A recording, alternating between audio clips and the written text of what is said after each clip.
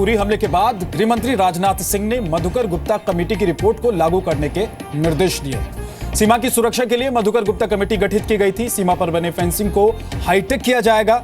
जहां नदी नाले हैं वहां इलेक्ट्रॉनिक सर्विलांस लगाने के लिए कहा गया है।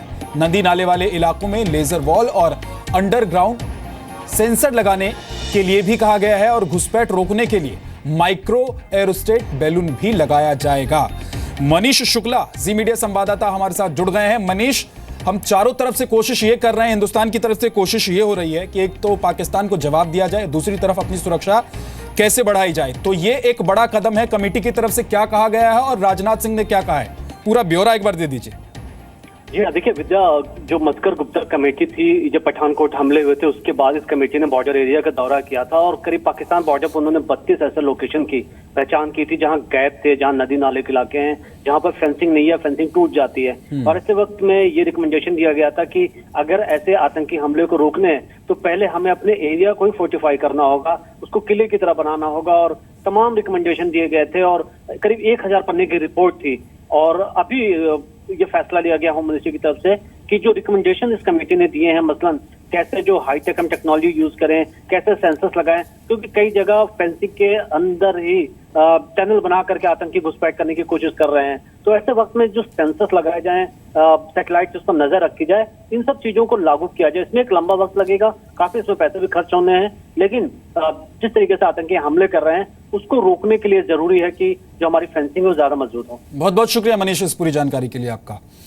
जी, तो साथ ही हम आपको बता दें कि ये कदम भारत सरकार की तरफ से उठाए गए हैं जो बॉर्डर के इलाके हैं वहां के लिए।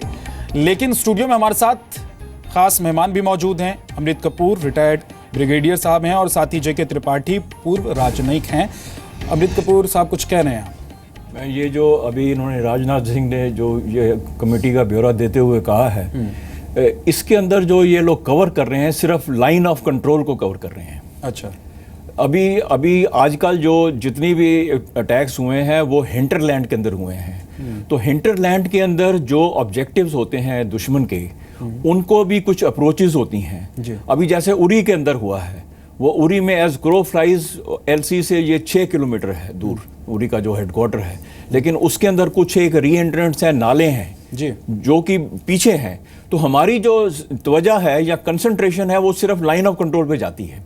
अच्छा। और हमने सब जगह में, क्योंकि मेरी काफ़ी 12.5 साल मैंने JNK में निकाले हैं, तो हम लोग वहाँ जब पीछे के इलाकों के लिए जब हम हथियार या ये चीज़ निगराही वाले ये जो IR डिवाइसेस मांगते हैं तो उसको उनको मतलब नहीं दिया जाता। तो ये उसकी वजह से भी ये जो हादसे हैं ये बढ़ रहे हैं, हो रहे हैं पीछे जो पिछले। ठीक है, तो चलिए एक कोशिश और एक कदम तो भारत की तरफ से आगे बढ़ाया गया है ताकि महफूज रह सके, बॉर्डर को महफूज ज्यादा किया जा सके। पहले से ही महफूज रखने की कोशिश थी, अब ज्यादा नए तकनीक और नए उपकरण के साथ बॉर्डर एरिया को महफूज रखने की कोशिश हो रही है। लेकिन एक सवाल जिस पर आज हम लगातार बात कर रहे हैं और पूरे देश की नजर भी इस पर टिकी हुई है क्योंकि प्रधानमंत्री के साथ बैठक चल रही है कि आखिर क्या सिंधु समझौता रद्द करके या बिना रद्द किए पाकिस्तान को सिंधु के जरिए जवाब दिया जा सकता है और दबाव बनाया जा सकता है कि वो आतंकवाद रोक ले, वो अपनी बदमाशियों को रोक ले, नहीं तो हिंदुस्तान उसे अलग थलग कर देगा।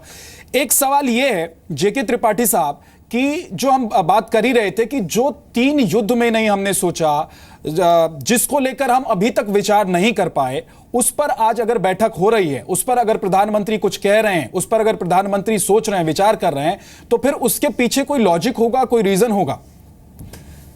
देखिए, रीज़न तो है कि पाकिस्तान को हमें जवाब देना है, पाकिस्तान को अलग थलग करना है, पाकिस्तान के ऊपर प्रेशर इतना डालना है जितना संभव हो सके।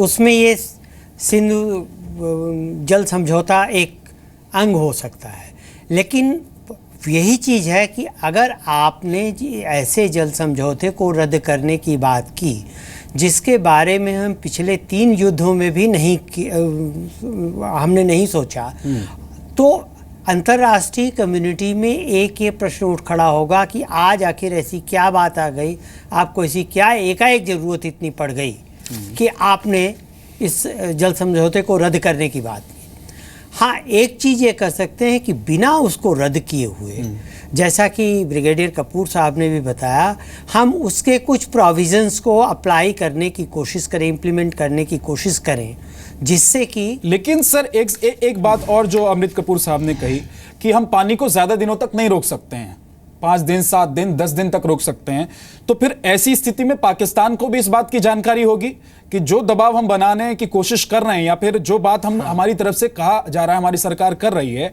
उसकी दरअसल वास्तविकता क्या है। हाँ, पाकिस्तान को भी इसकी जानकारी होगी और मैं पूरे विश्वास के साथ कह सकता हूं कि पाकिस्तान ने भी ये सोचा होगा कि ठीक है, अगर ये ऐसा दबाव बना रहे हैं तो हम 10 दिन के लिए एक्स्ट्रा स्टोर कर लें, स्टोरेज कर लें पानी का, ताकि उन 10 दिनों में हमें दिक्कत ना हो। रही बात जहाँ तक इस समझौते को रद्द करने की, एब्रोगेट करने की, एक और चीज़ मैं आपको बता दूं कि सिंधु घाटी का उद्गम न पाकिस्तान में न हिंदुस्तान में, इसका उद्गम चीन में होता है जी, और चीन में ब्रह्मपुत्र का भी उद्गम होता जी है। बिल्कुल। एक ये सवाल भी है कि आखिर अगर क्या जो कदम भारत पाकिस्तान के लिए उठा रहा है, क्योंकि चाइना की तरफ से पाकिस्तान को पूरा सपोर्ट होता है, तो क्या चीन भी इस तरह का कोई कदम उठाने की सोच सकता है या बात कर सकता है। हमारे दोनों मेहमान हैं, इनके पास चलेंगे, लेकिन एक बार क्योंकि रवि त्रिपाठी लगातार मीटिंग जो चल रही है, बैठक चल रही है प्रधानमंत्री के साथ, उस पर नजर बनाए हुए हैं, कुछ अपडेट है क्या रवि? देखिए, बैठक चल रही है और बैठक लंबी चलेगी। जो हमें मिल रही है जानकारी, इसके हिसाब से एक लंबी बैठक चलने वाली। जैसा देखिए दोनों एक्सपर्ट बता रहे हैं, उसमें साफ साफ बात यह है कि युद्ध एक ऑप्शन नहीं, आज एक वॉर आप नहीं कर सकते हैं, ये सब दुनिया मान रही है कि ऐसा ऑप्शन नहीं है। तो उसके अलावा तमाम क्या ऑप्शन हो सकते हैं जिसके जरिए आप पाकिस्तान को घेरेंगे। एक ऑप्शन आपके पास निकल के आएगा कि सिंधु नदी का जो पानी है उसका समझौता रद्द किया जाए, चाहे उसको कैसे रोका जाए ताकि पाकिस्तान को घेरा जाए। तो तमाम उन ऑप्शंस पे सरकार विचार कर रही है जिसके जरिए सरकार बैठक में कौन कौन मौजूद हैं, जो जरा एक बार अपने दर्शकों को बता दीजिए, जी के दर्शकों को, कि बैठक में कौन कौन लोग मौजूद हैं, कौन कौन अधिकारी मौजूद हैं, नेता मौजूद हैं। देखिए, बताया जा रहा है कि अधिकारी हैं और कुछ एक्सपर्ट्स भी हैं। तो अधिकारी में आपको फॉरेन मिनिस्ट्री के 2-3 अधिकारी हैं, इसके अलावा डिफेंस मिनिस्ट्री के लोग भी हैं, इसके अलावा जल संसाधन मंत्रालय के लोग भी हैं। अधिकारी ज़्यादातर हैं, कोई मंत्री नहीं आया। चूँकि उमा भारती के आने की बात की जा रही थी, उमा भारती नहीं आई हैं, सिर्फ और सिर्फ अधिकारी इस बैठक में, और साथ साथ एक्सपर्ट जो इस मामले से जुड़े जितने एक्सपर्ट हैं, डिफेंस के एक्सपर्ट हैं, चाहे वो जल मामले से जुड़े एक्सपर्ट हैं, चाहे वो फॉरेन के एक्सपर्ट्स हैं, इन सबसे बुला के बातचीत की जा रही है। और बैठक ये कोई पहली बैठक, एक ही बैठक नहीं होने वाली है, एक लंबी मीटिंग चलेगी, क्योंकि हो सकता है कि दिन भर ये बैठक चले, कल भी चले, परसों भी चले, क्योंकि एक फैसला लेना है। जो आपको बार बार कहा जा रहा है कि 3 युद्ध बड़े हुए, उसमें भी आप एक फैसला नहीं ले पाए, और अब बिना युद्ध के आप ऐसा फैसला लेना चाह रहे हैं, तो इसके पीछे की क्या मतलब बैकग्राउंड तैयार किया जाए, उस पर सोचा जा रहा है। जी रवि, आप नजर बनाकर रखिए, आपके पास आएंगे। लेकिन एक सवाल जो हम उठा रहे थे या कर रहे थे कि क्या चीन की तरफ से भी पाकिस्तान को, अगर भारत ये कदम उठाता है सिंधु नदी जो समझौता है उसको रद्द करने का या फिर पानी को रोक लेने का, पानी का खुद इस्तेमाल कर लेने का, तो क्या चीन की तरफ से भी कोई दबाव बनाया जा सकता है? अमृत कपूर साहब, क्या आपको लगता है कि चीन इस मामले में पाकिस्तान के साथ जो पहले से ही खड़ा नजर आता है, इस मामले में भी खड़ा हो सकता है और एक दबाव चीन की तरफ से भी भारत पर बनाने की कोशिश हो सकती है? हाँ, हमारे eastern part of the country के अंदर ब्रह्मपुत्रा जो है वो एमनेट होती है चीन से, और उसके ऊपर उन्होंने वैसे भी 27 उन्होंने बांध उन्होंने बनाए हैं, और उनके साथ में हमारी कोई ट्रीटी नहीं है। और वो उन्होंने काफ़ी बारी हमको थ्रेटन किया है कि बांध की वो हाइट बढ़ाएंगे जिससे कि उनका स्टोरेज बढ़ जाएगा, और उतना पानी हमारा, अगर आज ब्रह्मपुत्रा में पानी आना बंद हो जाता है तो हमारा कंप्लीट जो ईस्टर्न जो असम का जो बेल्ट है वो सारी की सारी वो विल बी रिटन ऑफ। तो जो कि लाइफ लाइन है ब्रह्मपुत्रा वहाँ के ईस्ट की, तो इस किस्म का वो कर सकता है, लेकिन उसके लिए भी बहुत बड़ा एक डिफ़िकल्ट स्टेप है ये, क्योंकि सेम बात आ जाती है कि आप अपने बांध के ऊपर स्टोरेज बनाने के लिए बहुत लॉन्ग टर्म आपको करना पड़ता है, डैम बनाकर, और उसके अंदर आपको उसका डैम को स्टोर करने के लिए तो उसमें समय लगता है। जो चाइना है वो ऑलरेडी उसके ऊपर काम कर रहा है, तो वो कई जगह के ऊपर वो वहाँ कर सकता है, जो आपका सवाल ये है, बात हो सकती है। हाँ, बिल्कुल, कि चाइना बिल्कुल की तरफ से एक दबाव भारत पर बनाने की कोशिश हो सकती है। हालांकि एक बयान जो चाइना की तरफ से आया था उसमें चाइना ने कहा था कि कश्मीर का जो मुद्दा है वो हिंदुस्तान और पाकिस्तान आपस में मिलकर समझा लें। लेकिन जीके त्रिपाठी साहब, क्या पाकिस्तान जो पहले से ही इस पानी को लेकर, सिंधु नदी के पानी को लेकर अंतर्राष्ट्रीय मंच तक पहुंचता रहा है, शिकायत करता रहा है, इसके बाद शिकायत नहीं करेगा या फिर अंतर्राष्ट्रीय मंच पर नहीं जाएगा, और अगर जाता है तो उसका कोई असर होगा क्या? देखिए, पाकिस्तान के बारे में आप ये निश्चित कह सकते हैं कि अगर हमने ऐसा कुछ किया तो वो अंतर्राष्ट्रीय मंचों पे जाएगा, क्योंकि जब वो भूतकाल में बिना किसी कारण के ही अंतर्राष्ट्रीय मंच पे जाकर के भारत की निंदा करता रहा है, तो अगर उसके पास एक कोई कारण होगा तो उसको लेकर के जाने में उसे कोई गुरेज नहीं होगा।